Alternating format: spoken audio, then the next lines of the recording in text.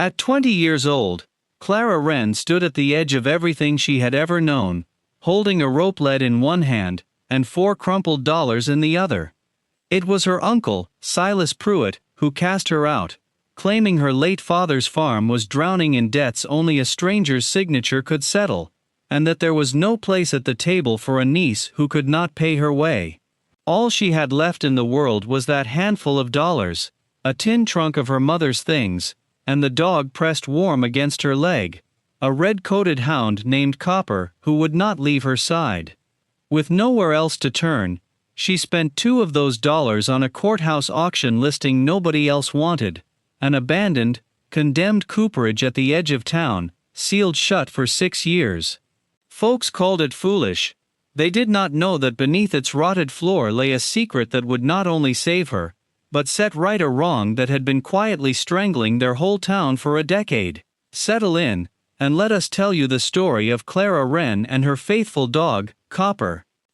If this story of quiet courage and an unlikely inheritance moves you, tell us in the comments where you're listening from tonight, and stay with us until the very end. Clara Wren had been raised to believe that worth was not something a person was handed, but something a person built, plank by plank, the way her father built everything else. Thomas Wren had been the blacksmith of Ashford Hollow, a modest river town tucked into the Missouri hill country, where the Ozark ridges softened into farmland, and where the year, in the autumn of 1886, was beginning to turn cold and gold at the edges. He was not a wealthy man, but he was a trusted one, the kind whose word was worth more than any banknote, and Clara had grown up in the ring of his hammer and the smell of coal smoke, learning early that a life could be shaped the same way iron was, with patience, with heat, and with the willingness to be struck and reshaped without breaking. Her mother had died when Clara was only 7, of a fever that swept through the hollow one wet spring, and so it had been Thomas who raised her alone, teaching her not only how to read a ledger and mend a harness, but how to look a hard year in the eye without flinching.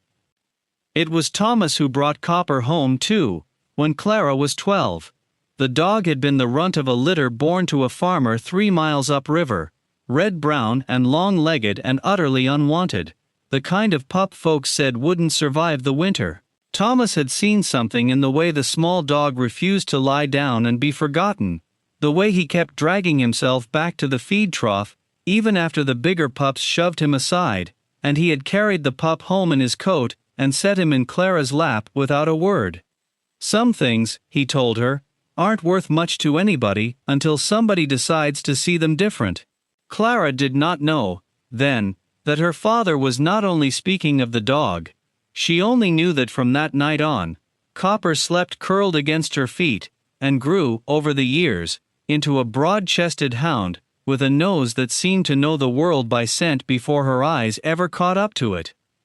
Clara remembered, too, the particular quiet of the forge on winter evenings, when the last customer had gone, and her father let the fire burn low, and how he would sometimes talk to her not as a child, but as a partner in some unspoken understanding, telling her that a blacksmith who cheated a farmer on the weight of a plowshare might get away with it once, or twice, but that the debt of dishonesty always came due eventually, in ways a man rarely got to choose. She had not understood, at 10 or 12, why he spoke so often of debts and honesty in the same breath, only that it seemed important to him that she remember it, the way some fathers made their daughters memorize scripture, or a family Bible's births and deaths. Copper, by then already grown from a runt into a broad, watchful hound, would lie across her feet during these talks, as though he too were listening, and Clara would sometimes catch her father watching the two of them together, with an expression she could not name until much later, when she understood it simply as a man storing up comfort against a future he suspected might not be kind to either of them.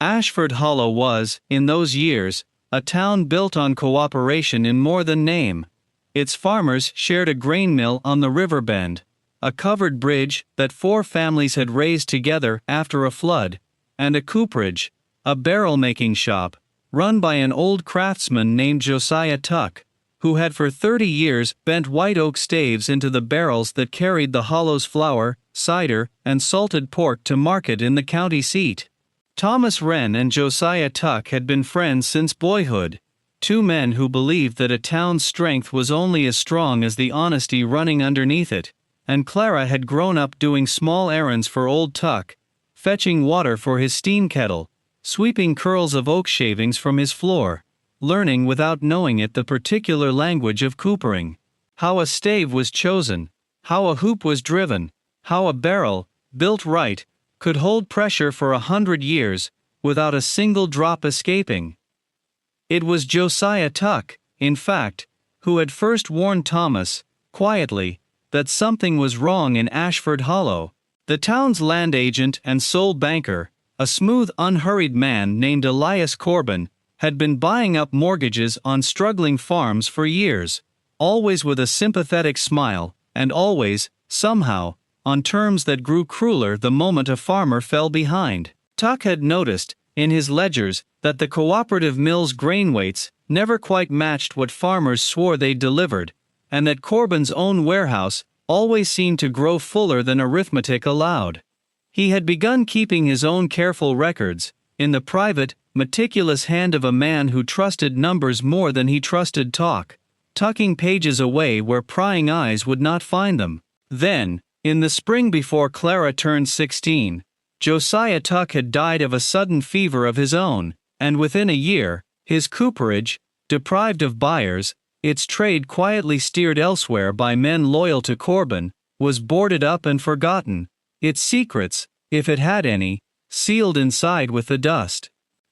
Clara had grieved Tuck the way one grieves a second father, and had watched, without fully understanding it, as her own father grew quieter in the years after, more careful about what he said and to whom, more insistent that Clara learned to keep her own counsel and her own accounts.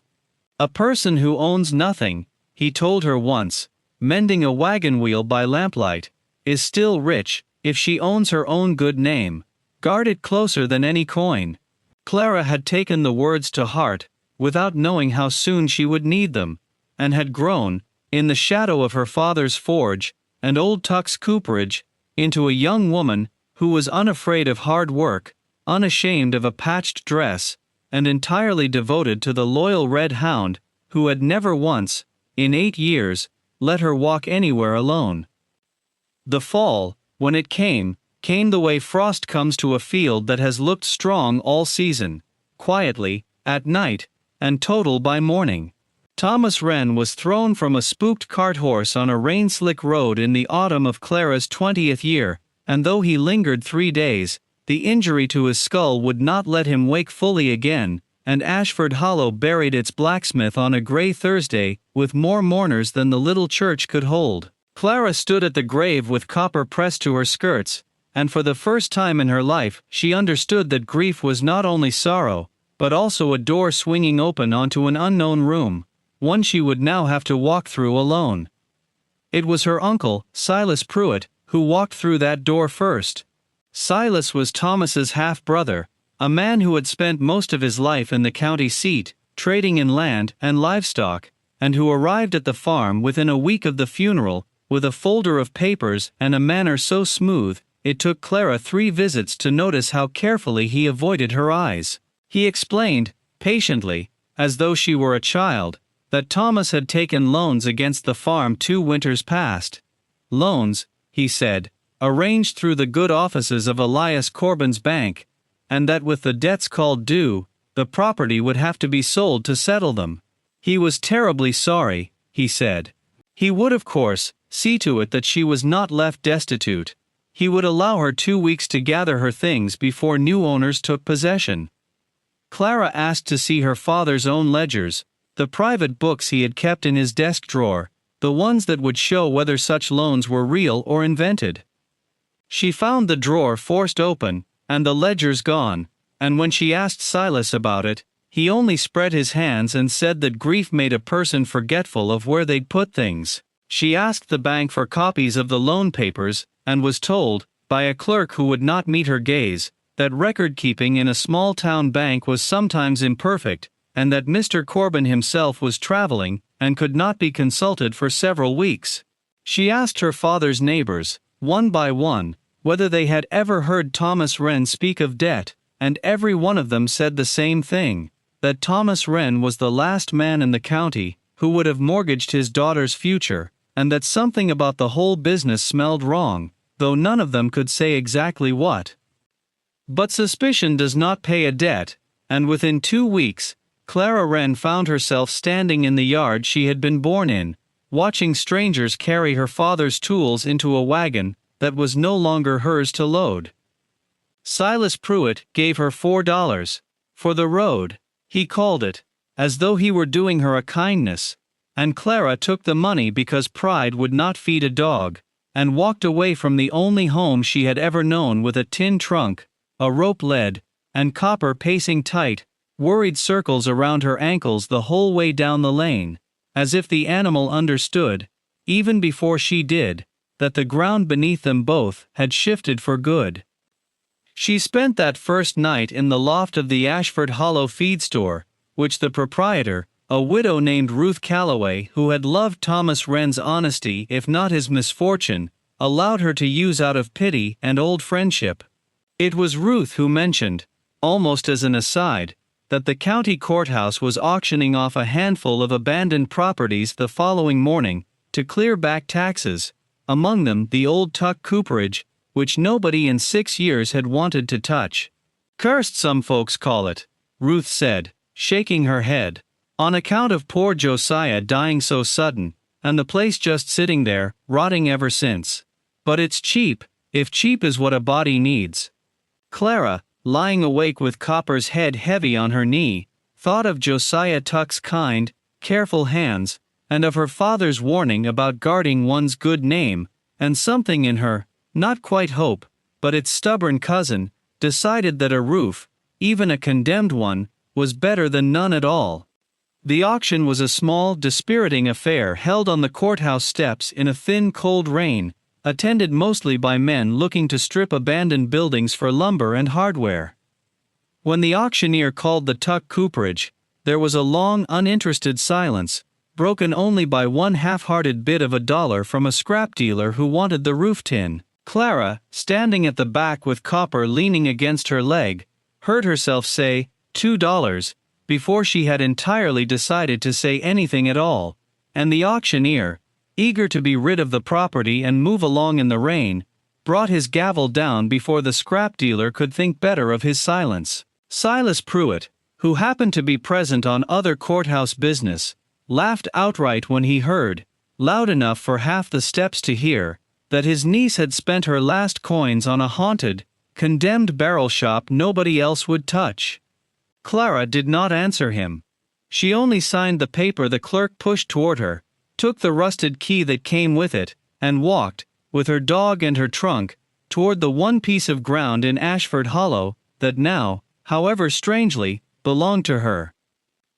The cooperage stood at the edge of town nearest the river, a long low timber building with a steep roof gone soft and green with moss, its windows boarded, its door swollen shut with 6 winters of damp.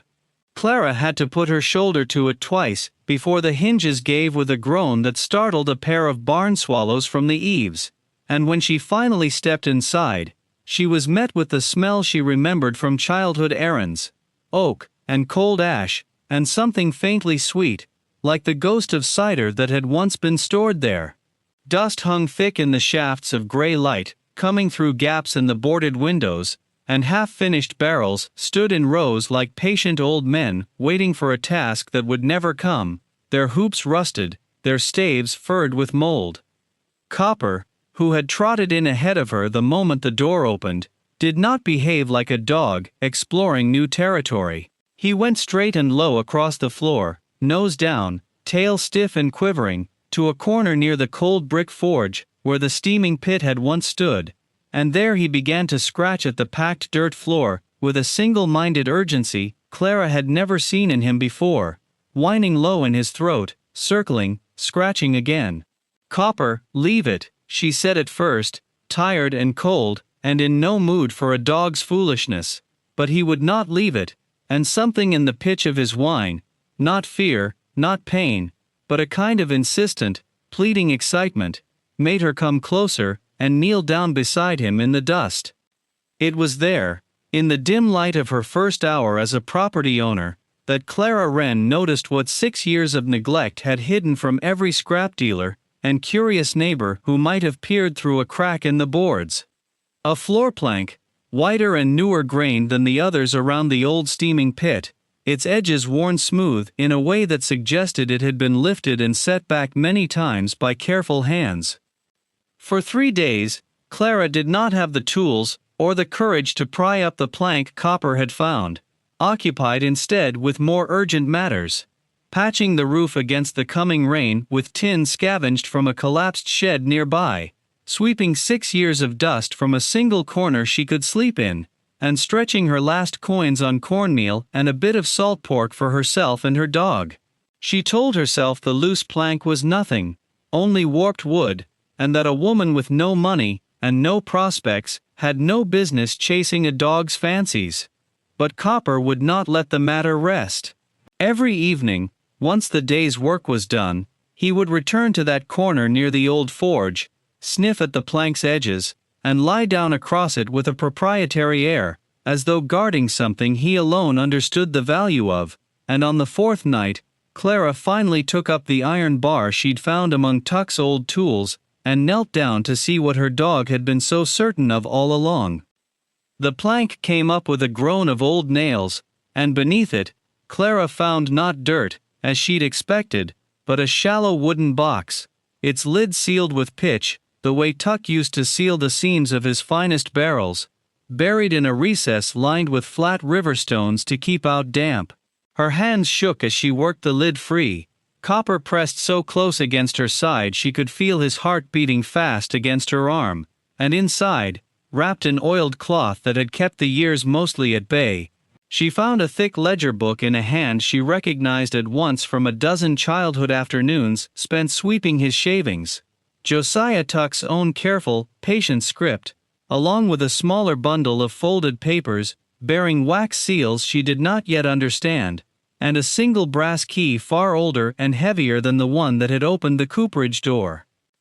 Copper would not leave the box once it was open, circling it twice, sniffing each corner of the oiled cloth, as though satisfying himself that the thing he had scented through the floorboards for 4 nights running had at last been properly acknowledged, and then settling, with a long contented sigh, into the exact spot where the plank had been, as though standing guard over ground he had already done the hard work of claiming. Clara found herself laughing softly despite the late hour and the strange gravity of what lay in her lap, scratching behind his ears and murmuring that he had known all along, hadn't he? Known long before she had the sense or the courage to look, and the dog thumped his tail twice against the swept dirt floor as if in agreement, then returned to his solemn watching, nose lifted now and then toward the door, as if some part of him understood that what they had found was not yet safe, and would not be safe, until she had done something with it. She did not sleep that night. By the light of a tallow candle, with Copper's head resting heavy across her knee as though he too were listening, Clara opened the ledger and began, page by page, to understand why Josiah Tuck had died with his cooperage's future already quietly poisoned, and why the townsfolk had been made, gently and gradually, to forget he had ever kept books at all. The entries began ordinarily enough, dates and deliveries and the price of white oak staves, but threaded through them, in a second column Tuck had kept in smaller, more careful letters, was a record of something else entirely: the true weights of grain the cooperative farmers delivered to the mill, set beside the weights Elias Corbin's warehouse had officially recorded, the two numbers diverging, year over year, by amounts too consistent to be accident. Tuck had not only noticed Corbin skimming grain from every farmer's harvest, he had documented it,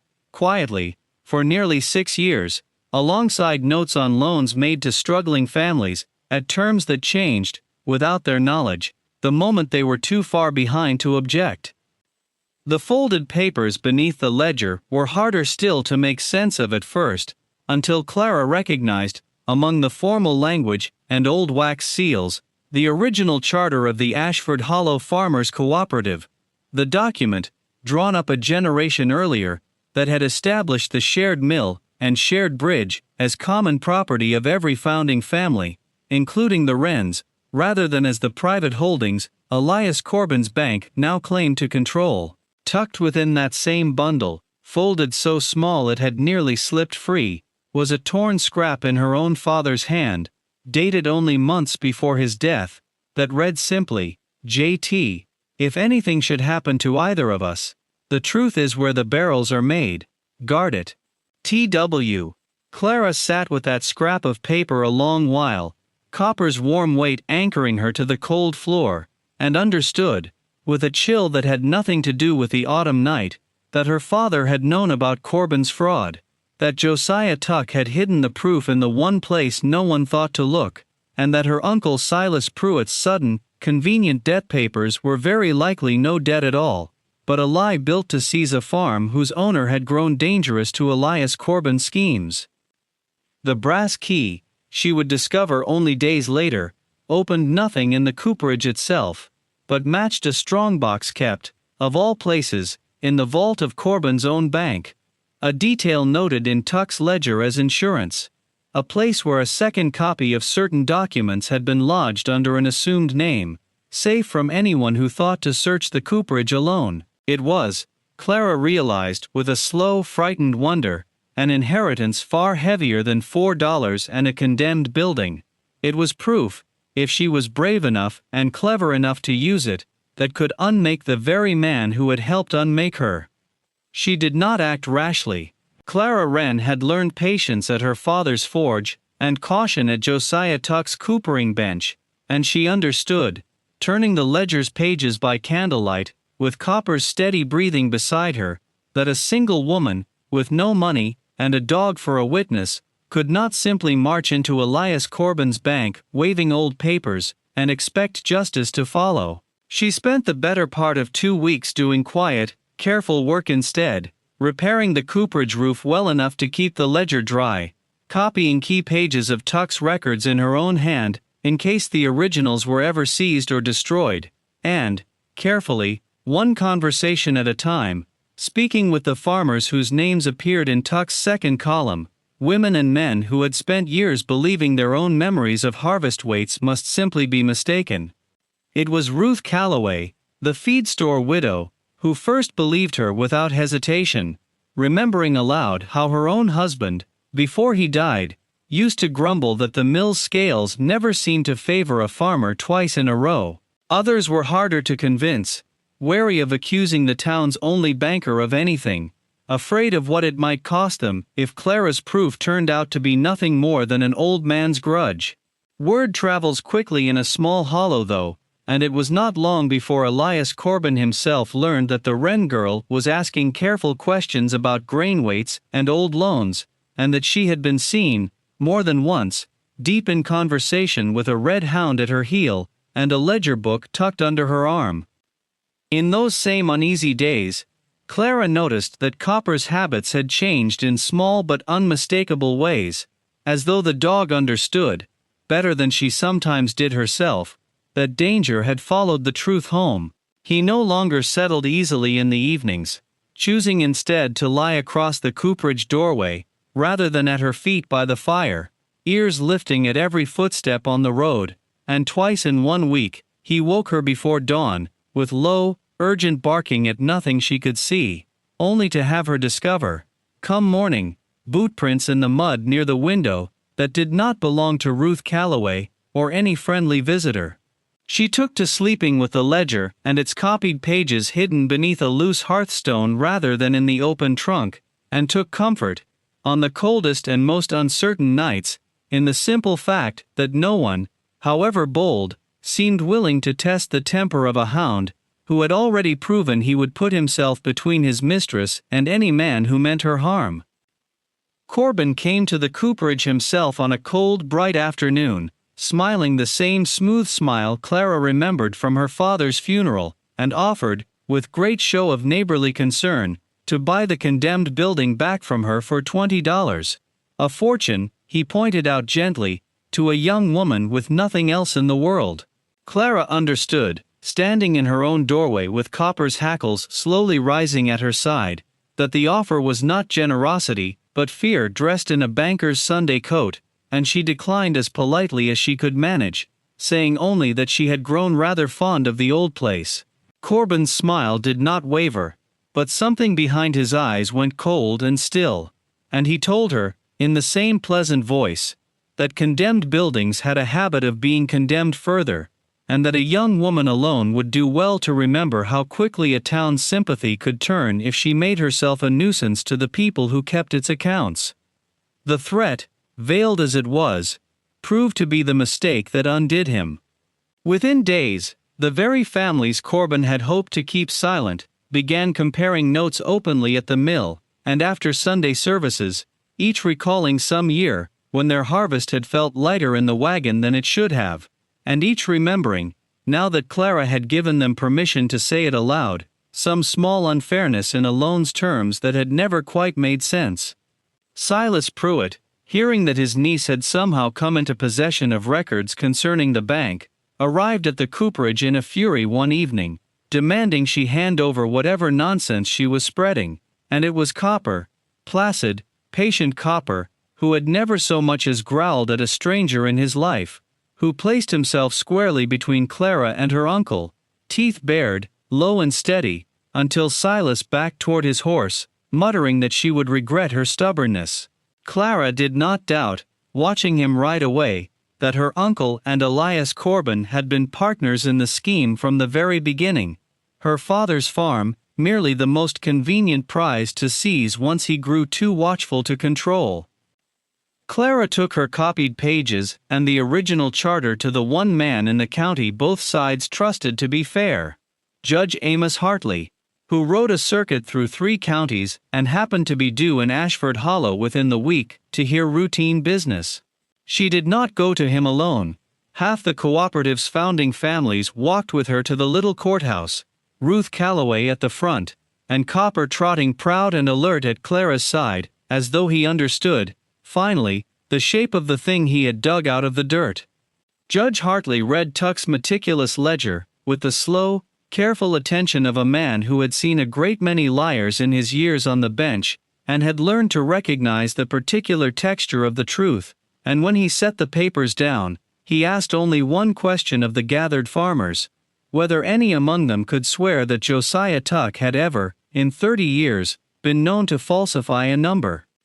Not one of them could recall a single instance, and several recalled, instead, small kindnesses, a barrel mended for free, a debt quietly forgiven, that painted the old cooper as a man almost incapable of the fraud he stood accused of concealing. Against that testimony, Elias Corbin's protests that the ledger was forged, or stolen, or the ravings of a bitter old man, rang thin and false even to those in the room who had liked him. The brass key, when finally tested against the strongbox in Corbin's own vault, opened it exactly as Tuck's notes had promised, revealing a second set of documents, deposit records in an assumed name, deeds quietly transferred, loan terms altered after signing, that made plain, in Corbin's own bank's handwriting, precisely how the scheme had worked and how long it had run. Copper lay quietly through the whole of the hearing at Clara's feet, still and dignified, as though he too understood the gravity of a courtroom, and it was only when the clerk carried in the recovered strongbox from Corbin's vault, its lid still faintly scented with the pitch Tuck had once used to seal his barrels, that the dog lifted his head and let out a single low sound, almost a sigh, that made more than one farmer in the room glance over and smile despite themselves, as though even he had been waiting a long while to hear that particular chapter closed. Judge Hartley did not delay his ruling. He restored the cooperative charter to full legal force, striking down every mortgage and forced sale Corbin's bank had engineered against its true terms, which meant, among a great many other reversals, that the Wren Farm's supposed debt was declared fraudulent, and the property returned, in full, to Thomas Wren's rightful heir. Silas Pruitt, faced with the choice of testifying against Corbin, or being tried alongside him, chose, in the end, to talk quickly, and at great length, and left Ashford Hollow within the month, for a county too far away for his name to follow him easily. Elias Corbin was stripped of his banking license, made to repay the cooperative in full from his own considerable holdings, and escorted, by a circuit marshal who seemed to take a particular pleasure in the task, to answer for his fraud, before a judge with far less patience than Amos Hartley had shown him. What moved the town more than the justice, though, was what Clara chose to do once it was done. She did not reclaim her father's farm and disappear back into private life, content merely to have won. Instead, she stood before the same gathered families in the mended cooperage, its roof whole now, its floor swept clean, the recovered charter framed on its wall beside a portrait of Josiah Tuck someone had thought to save, and proposed that the cooperage itself be reopened, as the cooperative had always intended it, jointly owned by every founding family, its barrels once again carrying Ashford Hollow's honest harvest to market under honest weights. She would run it, she said, as Tuck had taught her without either of them quite knowing it was a lesson, but it would belong, in the truest sense, to all of them, the way the mill and the bridge already did. It was Ruth Calloway, wiping her eyes, who said what half the room was thinking, that Thomas Wren and Josiah Tuck, wherever they were, must be looking down at that moment prouder than either man had ever managed to say aloud in life. We began this story with a young woman standing at the edge of everything she knew, $4 in her hand and a dog at her heel, mocked for spending her last coin on a condemned building nobody else would touch. It is worth remembering, now, that the thing Elias Corbin and Silas Pruitt both counted on was the same thing that scrap dealer counted on at the auction, that a thing left in the dark long enough, unwanted and unlooked at, will eventually be forgotten as worthless by everyone, including, perhaps, the person standing closest to it. Clara Wren was never fooled by that arithmetic, not because she was certain of what she'd find, but because she had been raised by a father and an old cooper, both to believe that value does not vanish simply because it goes unseen. It only waits, patiently, the way a barrel waits to hold what is poured into it, for someone willing to kneel down in the dust and look closer. It took a dog's certain nose and a woman's quiet stubbornness to prove, in the end, that the $2 Clara spent that gray morning had bought not a ruin, but the truth itself, sealed and waiting, exactly where her father had promised it would be. Thank you for spending this evening with Clara Wren and her faithful hound Copper, and with the town they helped set right. If a story of quiet resilience, rewarded in the end, means something to you, we'd be grateful if you'd share it with someone who could use a little hope tonight, and we'd love to know, is there something overlooked in your own life, a person, a place, a chance, that you suspect might be worth more than anyone's given it credit for? Tell us in the comments below. Until next time, stay close.